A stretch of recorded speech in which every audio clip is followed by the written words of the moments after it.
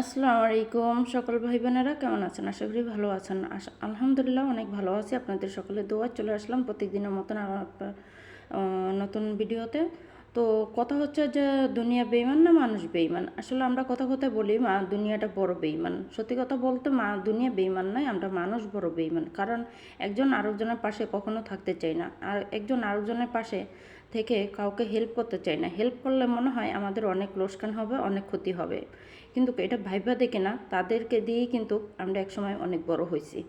আমরা এখন পুরানো হয়েছি, সেলিব্রিটি হয়েছি তাদেরই দিয়েই। কিন্তু এখন ওনারাও অনেক বড় সেলিব্রিটি মনে করে, অনেক বড় মনে করে।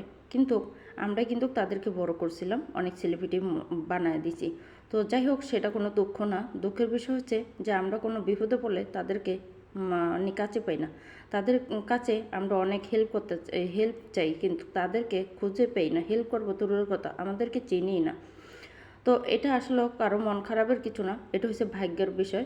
ভাগ্য নাই, তাই এই জন্য তাদের হেল্প পাই না আমরা।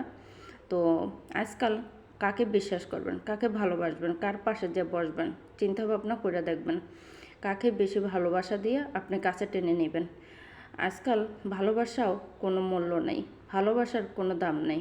আসলে দুনিয়াটা বেইমান নয়, মানুষ বড় বেইমান, মানুষ বড় স্বার্থপর। এটা আমাদের ভাবতে হবে, বুঝতে হবে। তো যে যেখান থেকে আমার ভিডিওটা দেখছেন সবাই কমেন্ট করে অবশ্যই জানাবেন কোথা থেকে দেখছেন।